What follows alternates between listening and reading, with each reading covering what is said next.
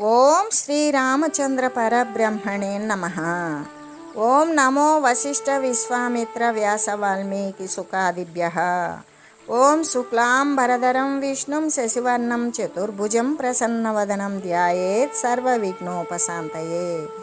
ఓం నమో బ్రహ్మాదిభ్యో బ్రహ్మ విద్యా సంప్రదాయ కర్తృభ్యో వంశ ఋషిభ్యో మహద్భ్యో నమో గురుభ్యః. ఓం శ్రీరామో రామభద్రశ్చ రామచంద్రశ్చ శాశ్వతః రాజీవలోచన శ్రీమాన్ రాజేంద్రో రఘుపుంగవః. శ్రీ యోగ వాసిష్టము ఉపశమ ప్రకరణము.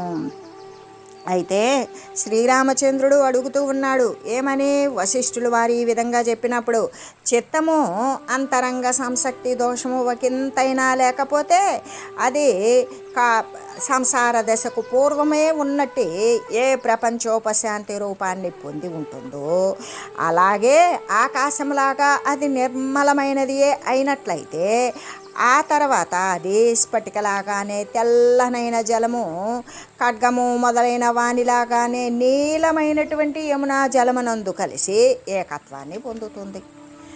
అది అంతేకాదు, అంటే తెల్లనైన జలము నీలమైన జలమునందు కలిసి ఏకమైనట్లుగానే సర్వమాలిన్య దోషరహితమైనటువంటి ఆత్మతో ఏకత్వాన్ని పొందుతుంది అని శ్రీ వశిష్ఠ గురుదేవులు తెలియజేయగా, శ్రీరామచంద్రుడు అంటూ ఉన్నారు, మహాత్మా, సంసక్తి అంటే ఎటువంటిది? ఎట్టి సంసక్తి అయితే, అంటే ఎట్టి సంఘం అయితే మనుషులకు బంధాన్ని కలిగిస్తుంది, ఎటువంటి సంఘము మోక్షాన్ని కలిగిస్తుంది, అంటే బంధానికి కారణమైన సంసక్తి ఎట్లు నివారించబడుతుంది, ఈ విషయాలను గురించి తెలియజేయండి అని ప్రార్థించాడు. అప్పుడు శ్రీ వశిష్ఠ గురుదేవులు ఏమంటున్నారు అంటే, దేహము ఆత్మ అంటే ఈ రెండింటి యొక్క, దేహము దేహి, ఈ శరీరము ఆత్మ అనే ఈ రెండింటి యొక్క విభాగాలు రెండు కూడా విరుద్ధ స్వభావమే కదా. అయినా కూడా ఒకంతైనను కూడా మళ్ళీ కూడా ఆలోచన చేయక అన్యోన్య తాదాప్య భావన చేత దేహమాత్రమందు ఆత్మవిశ్వాసాన్ని కలిగి ఉండటం ఏదైతే ఉన్నదో, అంటే ఈ ఆత్మ అనేటువంటిది తెలీదు, ఈ దేహాన్నే సత్యము అని భావించి దాని యందు విశ్వాసం పెట్టుకొని ఉంటాడు చూడు, ఆ ఉండేటువంటిది ఏదైతే ఉన్నదో అదే సంసక్తి బంధము కలిగిస్తుంది అని చెప్పబడుతూ ఉన్నది అని చెబుతూ, అంతేకాదు అనంతస్యాత్మతత్వస్య సాపర్యంత్యత్వ నిశ్చయే యత్ సుఖార్థిత్వమంతః ససంఘో బంధార్హ ఉచ్యతే. అనంతమైనటువంటి ఆత్మతత్వం ఏదైతే ఉన్నదో అది దేశమును బట్టి కానీ కాలమును బట్టి కానీ వస్తువు యొక్క పరిచ్ఛేదము చేత నిశ్చయించి మరి ఆ పరిచ్ఛిన్నమైన సుఖస్వరూపమే అయిన ఆత్మను మరిచిపోతాడు. అలా ఆత్మను మరిచిపోయి విషయ సుఖం కోసం చేసేటువంటి అభ్యంతర సంసక్తి, అంతరంగమున అంటి ఉండడం, అదే కదా బంధానికి హేతువు అని చెప్పబడుతుంది అని చెబుతూ, ఎలాగంటే అనంతమైనటువంటి ఆత్మను దేశకాల వస్తు పరిచ్ఛేద సహితముగా నిశ్చయించడం చేతనే ఈ వస్తువు ఈ కాలానికి చెందింది, ఈ వస్తువు ఈ దేశానికి చెందింది అనే ఆత్మతత్వాన్ని గురించి అది దేశకాల వస్తు పరిచ్ఛేదానికి దానితో కూడుకొని మరీ నిశ్చయించడం చేత తన యొక్క అపరిచ్ఛిన్నమైనటువంటి సుఖరూప ఆత్మ స్వభావాన్ని మరిచిపోతాడు. అలా మరిచిపోవడం వలన బాహ్య విషయాల నుండి సుఖాన్ని కోరుతాడు. ఆ కోరటం ఏదైతే ఉన్నదో అదే కదా సంసక్తి, అదే కదా బంధాన్ని కలిగిస్తుంది అని చెప్పబడుతూ ఉంటుంది. అంతేకాదు, సర్వమాత్మేదమఖిలం కిం వాంఛామి త్యజామి కిం ఇత్యసంగస్థితిం విద్ధి జీవన్ముక్త తనుస్థితిం. ఇదంతా కూడా ఆత్మయే కాబట్టి దేనిని కోరతాను, దేనిని వదిలివేస్తాను అనేటువంటి అసంగస్థితి ఉన్న చూడు, అదే కదా జీవన్ముక్తుని యొక్క శరీర స్థితి అవుతుంది. అంటే ఈ జగత్తంతా కూడా ఆత్మయే అయ్యున్నది. ఎందుకు? ఏకరసమాత్రమైనటువంటి పరమాత్మ స్వరూపం ఒకటే, ద్వితీయం నాస్తి. అట్లాంటప్పుడు ఈ జగత్తు కూడా ఏమై ఉన్నది? ఆత్మయే కదా అయ్యున్నది. కాబట్టి ఇక దేనిని నేను కోరాలి? దేనిని వదిలివేయాలి. ఈ ప్రకారమైన నిశ్చయ రూపమైనటువంటి అసంగ స్థితి ఏదైతే దేనికి అంటని స్థితి ఉన్నదో అదే కదా జీవన్ముక్తుని యొక్క స్థితి అనే నీవు తెలియాలి అని చెప్తూ నాహమస్మి నచాన్యోస్తి మా భవంతు భవంతు వా సుఖాన్యసక్త ఇత్యంతః కథ్యతే ముక్తిభాగ్నరః. అంటే పరిచ్ఛిన్నమైనటువంటి అహంకారానికి నేను విషయుడును కాను, నాకు భిన్నముగా ఏది కూడా లేదు. కాబట్టి అబద్ధ రూపములైన మిథ్యారూపములైన ఈ దేహాదులు యందు ఈ దేహాదులు ఎప్పుడూ కూడా అబద్ధ స్వరూపాలే. కాబట్టి ఈ మిథ్యారూపాలైనటువంటి దేహము మొదలైన వాటి యందు విషయ సుఖాలు కలుగకుండా ఉండుగాక లేదా కలుగుగాక. నేను మాత్రము దేనికి అంటను, అసంగుడను. నేను అసంగుడనుగాను అనేటువంటి దృఢ నిశ్చయము ఏ మనుజుని అంతఃకరణమున కలుగుతుందో అతడే ముక్తిభాజనుడే అవుతాడు. ఎలాగంటే నేను అహంకారము దేహము మొదలైన పరిచ్ఛిన్నుడను నేను కాను, నాకంటే వేరుగా ఏదీ లేదు. కాబట్టి మిథ్యాభూతములైనటువంటి దేహాదుల యందు విషయ సుఖాలు ఉండుగాక లేకపోవుగాక, నేను మాత్రము ఆ దేహాలకి అంటకుండా ఉన్నాను, అంటే అసంగ స్వభావము కలిగి ఉన్నాను అనేటువంటి నిశ్చయము ఎవడైతే అంతఃకరణమునందు కలిగి ఉంటాడో అట్టి మనుషుడు మాత్రమే ముక్తి భాజనుడవుతాడు అని తెలియజేస్తూ నాభినందతి నైష్కర్మ్యం న కర్మాస్వనుషజ్యతే సుసమోయ ఫలత్యాగి సో సంసక్త ఇది స్మృత.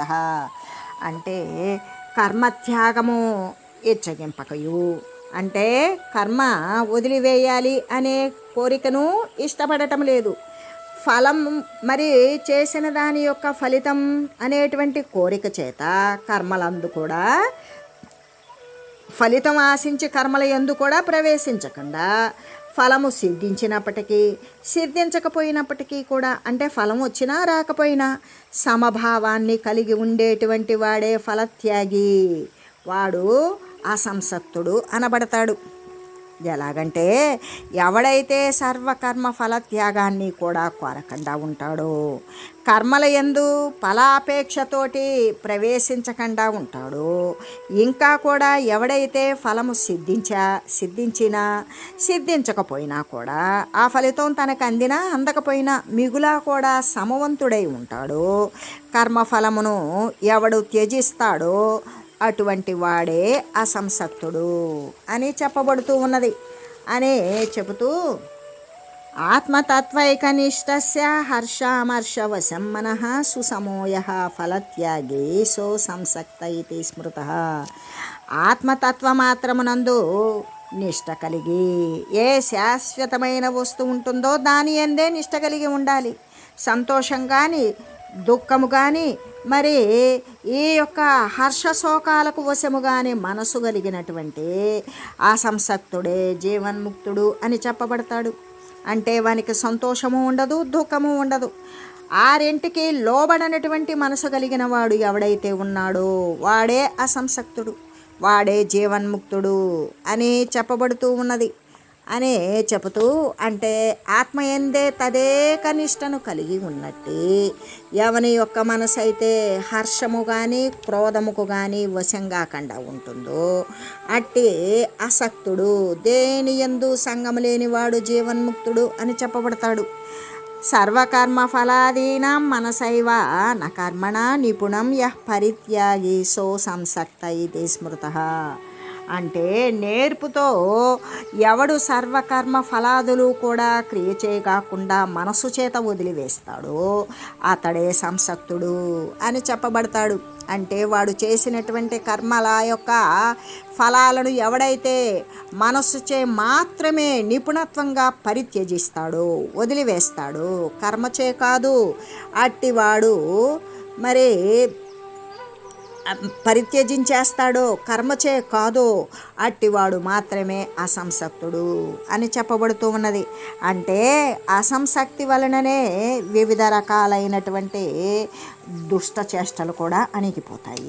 అంటే దేనితో సంగం లేకపోవడం వలనే దుష్ట చేష్టలు చాలా అణిగిపోతాయి.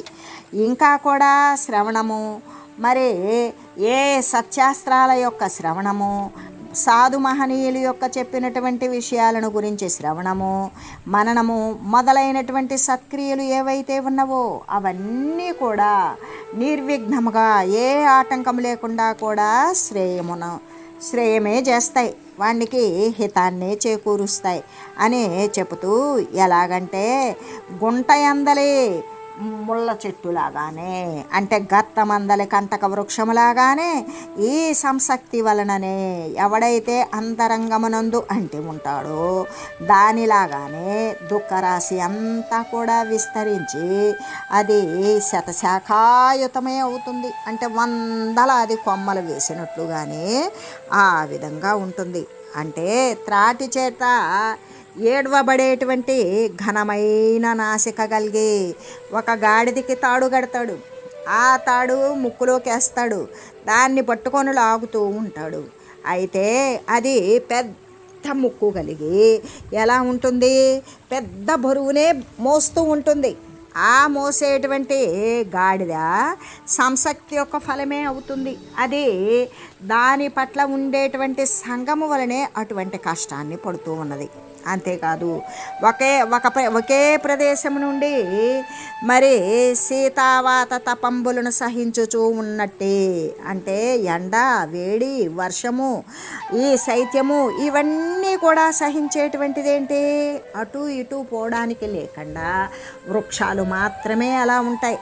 ఆ వృక్షాలు కూడా అది కూడా దాని యొక్క అంటి ఉండడము చేతనే, ఆ ఆసక్తి చేతనే అటువంటి ఫలితమే అనుభవిస్తూ ఉన్నది అని చెబుతూ, అంతేకాదు భూమి యొక్క రంధ్రమున ఉన్నది అయిన బాధిత శరీరము కలిగి, అంటే భూబిలములలో ఉన్నటువంటి ఏ విధంగా భూమి లోపల చిన్న చిన్న బెజ్జాలు ఉంటాయి, ఆ బెజ్జాలలో వాటి శరీరాలు ఉంటాయి.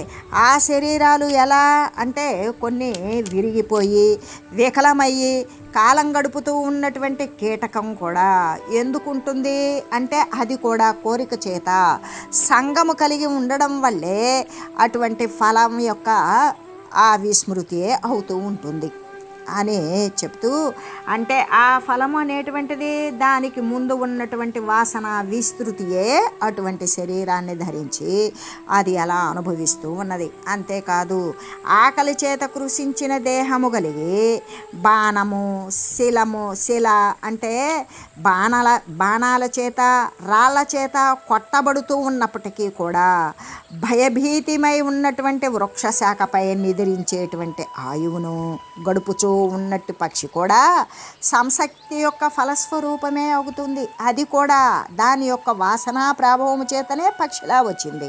అది ఎట్లా ఆకలితో కృషించిపోయినటువంటి దేహం కలిగి ఉంటుంది. దాన్ని బోయవాళ్ళు బాణాలతో కొడతారు, పిల్లలు కానీ బోయవాళ్ళు కానీ రాళ్లతో వేసి కొడతారు. ఆ దెబ్బలకి అది ఎక్కడ పడిపోతూ లేస్తూ ఎగురుతూ మళ్ళీ వచ్చి అదే శాఖపై వ్రాలి అక్కడే నిద్రిస్తూ అక్కడే ఆయువును గడుపుకుంటూ ఆ పక్షి ఎందుకు అలా ఉంటుంది అంటే అది కూడా దాని యొక్క సంసక్తి ఫల స్వరూపమే అవుతూ ఉన్నది. అంటే అది కూడా ఈ యొక్క అంతరంగమున అంటి ఉండడం వలన దాని యొక్క ఫలితమే అవుతూ ఉన్నది. అంతేకాదు ఈ తృణాల యొక్క అంకురాలను గడ్డి మొలకలను తినేటువంటి మరి తింటూ కూడా కిరాతుని యొక్క బోయవాని యొక్క బాణాల చేత కొట్టబడి తన దేహాన్ని వదిలిపెట్టేటువంటి లేడి కూడా దాని యొక్క సంసక్తి ఫలమే అయ్యింది అని చెబుతూ, కృమికీటత్వమాయాంతి జాయమానాః పునః పునః యదిమా జనత జీర్ణస్తత్సంసక్తి విజృంభితం. అంటే పుణ్యము కానీ పాపము కానీ పుణ్యపాపాధికారులకు జనులు జీర్ణాంగులై, అంటే ఈ శరీరం కృషించిపోయినదియే అయ్యుండి కూడా మరి మళ్ళీ మళ్ళీ కూడా జన్మిస్తూనే ఉంటారు. క్రిములు కానీ కీటకాలు కానీ ఈ విధంగా పొందడం కూడా ఈ సంశక్తి యొక్క ఫల విస్తారమే అవుతూ ఉంటుంది. అంటే ఈ జనులే ఈ యొక్క వాసనలను కోరికలను పొంది ఉండి వాటి యొక్క పుణ్య పాపకారి అయినటువంటి ఫలితాలకు తగినట్లుగానే ఈ క్రిమి కీటకాలుగా కూడా పుడుతూ ఉండడం కారణం ఏంటి అంటే వాటి పట్ల ఉన్నటువంటి సంశక్తి దోషమే అని చెబుతూ, ఎలాగంటే జనులు శరీరము అంటే జీర్ణాంగులై జీర్ణించిపోయినటువంటి కృషించిపోయినటువంటి అవయవాలు కలిగిన వాళ్ళై మళ్ళీ మళ్ళీ కూడా జన్మిస్తూ ఉంటారు.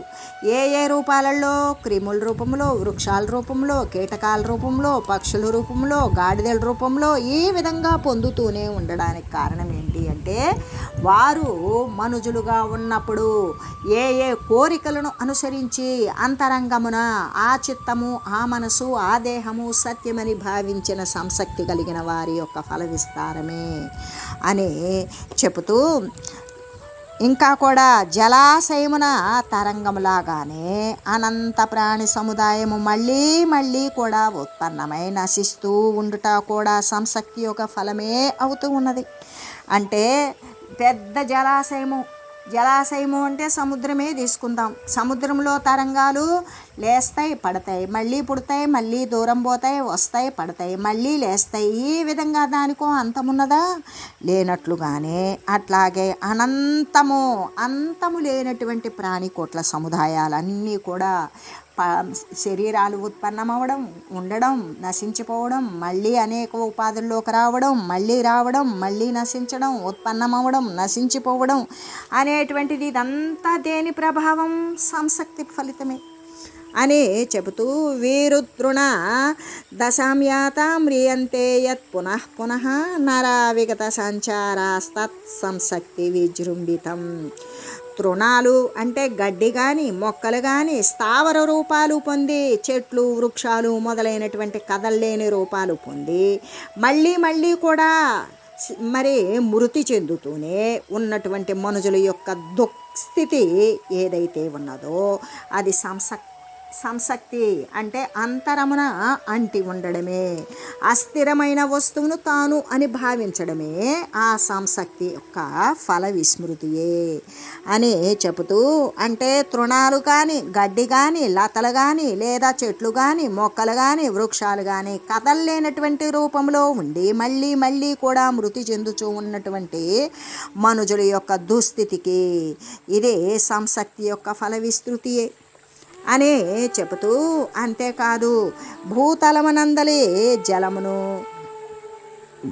అంటే భూతలమనందలి జలాన్ని త్రాగి ఆకృతిని పొందేటువంటి ఈ తృణ, గుల్మ, లతాదులు అంటే గడ్డి కానీ, పొదలు కానీ, చెట్లు కానీ ఇవన్నీ కూడా ఎలా వస్తున్నవి అంటే అవి అంతరమునందు అంటి ఉన్నటువంటి సంశక్తి యొక్క ఫలరూపాలే అవుతూ ఉన్నవి. అంటే అనర్థాలతో కూడి ఉండి బాహ్యమనందు కానీ అభ్యంతర పదార్థాలచే కానీ నిండిపోయి ప్రవర్ధమానంబును అయినటువంటి ఈ సంసార నది దేని వల్ల ఉత్పన్నమవుతుంది? దేని యొక్క ఫలరూపము అంటే సంశక్తి యొక్క ఫలరూపమే అవుతూ ఉన్నది. కాబట్టి రామ, ఈ సంశక్తి అనేటువంటిది రెండు విధాలు. ఒకటి వంద్య అంటే ప్రశంసింపదగినది, రెండవది వంధ్య అంటే పరమ పురుషార్థ ఫలరహితమైనది. పరమ పురుషార్థ ఫలము అంటే ఆ మోక్షాన్ని పొందనటువంటిది, ఎప్పటికీ కూడా చెందలేనటువంటిది. ఇందులో వంద్య అంటే సంశక్తి, అగ్నులకును ఎలా వంధ్య అంటే అది సంశక్తి. వంధ్య అనే పదం సంశక్తి కలిగినటువంటి వారికి, అది అజ్ఞానులకు ఉంటుంది. వంద్య అంటే వందనీయుడు అని కూడా చెప్పవచ్చు, వంద్యనీయుడు అని చెప్పవచ్చు. వంద్య మామూలుగా అది సంశక్తి. ఆ వంద్య సంశక్తి ఏంటి? ఆత్మజ్ఞానులకు ఉంటుంది. అంతటా కూడా వంద్య సంశక్తి అజ్ఞానులకి, వంద్య సంశక్తి ఆత్మజ్ఞానులకి అంతటా కలిగి ఉంటుంది. అంటే ఆత్మతత్వావబోధేన ఆత్మతత్వావబోధేన హీనాదేహాది వస్తుజ భూయ సంసార శక్తిర్యా దృఢా వంధ్యేతి కథ్యతే. ఆత్మతత్వానుబోధేన సత్వభూత వివేకజ వంధ్యా హి కథ్యతే శక్తిర్భూయ సంసారవర్జిత. ఆత్మతత్వజ్ఞానరహితమును అంటే ఆత్మతత్వాన్ని గురించి తెలియకపోవడం, దేహము మొదలైనటువంటి వాని యొక్క ఉత్పన్నం అయ్యేటువంటి సంసార దృఢమైన ఆసక్తి ఏదైతే ఉంటుందో అదే వంధ్య అని చెప్తారు. అయితే ఆత్మతత్వ అవబోధనము చేత, ఆత్మతత్వము శాశ్వత తత్వము అంటే ఇట్టిది అనే జ్ఞానము చేత, వివేకము చేత మళ్ళీ కూడా పుట్టనిదియే, సంసారము నశింపజేసినదియే అయి ఉండేటువంటిది వంధ్య అని చెప్పబడుతూ ఉంటుంది. ఎలాగంటే ఆత్మజ్ఞాన శూన్యమైనది, దేహము మొదలైన వస్తువుల వలన కలిగేటువంటిది అయిన సంసారమందలి మహాదృఢ ఆసక్తి ఏదైతే ఉన్నదో అదే వంధ్యా సంసక్తి అని చెప్పబడుతుంది. మరి ఆత్మజ్ఞానముతో కూడుకొని సత్య వస్తువు యొక్క వివేకము వలన ఉద్భవించినది అయినా సర్వదా సంసారాన్ని నశింపచేసుకునేటువంటి సంసక్తి ఏదైతే ఉంటుందో అది వంధ్యా సంసక్తి అని పేర్కొనబడుతుంది. ఇది బ్రహ్మ, విష్ణు, శివ, సూర్యుడు మొదలైనటువంటి జీవన్ముక్తులకే ఉంటుంది ఇటువంటి వంధ్యా సంసక్తి అని చెబుతూ, అంతేకాదు శంఖచక్ర గదాహస్తో దేవో వివిధయే హయా వంద్య సంసక్తి పశతః పరిపాతి జగత్రయం. ఎలాగంటే అనారథ నిరాలంబ్యం వ్యోమవత్మని పాండతాం వంద్య సంసక్తి వశతః కరోతి రవిరన్వహం. వంద్య సంసక్తి ప్రభావం వలననే శంఖము, చక్రము మరి గదాధరుడైనటువంటి విష్ణుమూర్తి రకరకాల క్రియల చేత ముల్లోకాలను కూడా పాలిస్తూ ఉన్నాడు. ఇంకా నిరాలంబుడైనటువంటి సూర్యభగవానుడు ప్రతిదినము ఆకాశ మార్గమున నిరంతరము కూడా యాత్ర సలుపుచున్నాడు. ఈ వంద్యా సంసక్తి వశము చేతనే మహాకల్పమునందు విదేహ కైవల్యమున విశ్రాంతి నొందు నిమిత్తము ఈ రెండు పరార్థాంతాల వరకు కూడా, మరి ద్విపరార్థాంతం వరకు కూడా చిరకాలము సృష్టి కల్పన చేసినటువంటి బ్రహ్మ శరీరము స్ఫురిస్తూ ఉన్నది. దీని ప్రతాపము చేతనే లీలామాత్రమున గౌరీ అనేటువంటి బంధమున ఆసక్తుడు, విభూతి భూషితుడు అయిన ఈశ్వరుని యొక్క శరీరము కూడా స్థితి కలిగి ఉన్నది. దాని ప్రభావము చేతనే బ్రహ్మమున దృఢ ప్రతిష్ట కలిగినటువంటి సిద్ధలోకములున్నూ, ఇతరమైనటువంటి పాతాళాది లోకాలున్నూ బ్రహ్మాండ ప్రాంగణమున సుస్థితములై ఉన్నవి. అంతేకాదు మహార్జనములతో కూడినటువంటి తపోలోకాదులు కూడా ఈ జరామరణ వర్జితంబులయ్యి, అంటే ముసలితనం కానీ మరణం కానీ లేనటువంటి దేహయంత్రాలను ధరించి ఉన్నవి అని తెలియజేస్తూ, ఈ వంద్య సంసక్తి వశము చేతనే శంఖము, చక్రము, శంఖచక్ర గదాహస్తుడైనటువంటి విష్ణుదేవుడు రకరకాల చేష్టల ద్వారా ఈ ముల్లోకాలను కూడా పాలిస్తూ ఉన్నాడు కదా. అంతేకాదు ఇక్కడ వంద్యాశక్తి ప్రభావము చేతనే నిరాలంబుడైనటువంటి సూర్య భగవానుడు కూడా ప్రతిదినము ఆకాశ మార్గమునందు నిరంతరము కూడా యాత్రను చేస్తూ ఉన్నాడు అనే చెబుతూ, ఇంకా కూడా ధమన పతతి భోగేషు గృద్రో లవేష్వివా వంద్య సంసక్తి వసతో వ్యర్థయ రమ్య శంఖయ. గ్రద్ద అనేటువంటిది ఏం చేస్తుంది? మాంసఖండాల మీద వాలిపోతుంది. అలాగే వంద్యా సంసక్తి వశము చేత వ్యర్థమైనటువంటి సౌందర్యము పట్ల అభిలాష కలుగుతుంది. మనస్సు భోగాల యందే పడిపోతూ ఉంటుంది. ఎలాగా గ్రద్ద మాంసం ముక్కల మీద వరాలిపోయినట్లుగానే మనసు కూడా వంద్యా సంసక్తి వశము చేత రమ్యములు అనే భావము చేత వ్యర్థముగా భోగాల యందు పోయి పడిపోతుంది అని చెబుతూ, అంతేకాదు ఈ యొక్క సంసక్తి అంటే ఈ సంఘము యొక్క వశము చేతనే ప్రపంచమున వాయువు వీస్తున్నది. పంచభూతాలు స్థితి పొంది ఉన్నవి. జగత్తు ప్రవృత్తమవుతూ ఉన్నది. సంశక్తి ప్రభావముననే స్వర్గమున దేవతలు, భూమిపై మనుజులు, పాతాళమున సర్పాలు, అసురులు, ఈ బ్రహ్మాండము అనేటువంటి మేడి పండునందు దోమలులాగానే వసిస్తూ ఉన్నారు. ఈ సంశక్తి విలాసమును చేతనే జలాశయమున తరంగాలులాగానే అనంత ప్రాణికోట్లు ఉత్పన్నమై మరణించుచు, పడుచు, లేస్తూ ఉన్నవి. ఇంకా విరసత్వాన్ని కలిగి సెలయేటి కణాలులాగానే విజృంభిస్తూ ఉన్నవి, నశిస్తూ ఉన్నవి. ఈ సంశక్తి వశము చేతనే మత్స్య న్యాయ ప్రకారము అంటే పెద్ద చేప చిన్న చేపను మిరింగినట్లుగానే ఆ ఒకరికొకరు హింసించుకుంటూ జడత్వము చేత మరి శిథిలమైనటువంటి జనసమూహము ఆకాశమున కృషించిపోయిన ఆకులాగానే పరిభ్రమిస్తూ ఉన్నది. ఇంకా కూడా వృక్షమున మసిక సమూహములాగానే, వృక్షమునందు దోమల యొక్క సముదాయములాగానే, పాతాళమున జలప్రవాహములాగానే, సుడిగుండ రూపమున ఆకాశమందు నక్షత్ర చక్రము తిరుగాడుచూ ఉన్నది. ఉదయాస్తమయ వృద్ధి క్షయము మొదలైనటువంటి దశల చేత శిథిలమవుతూ ఉన్నది.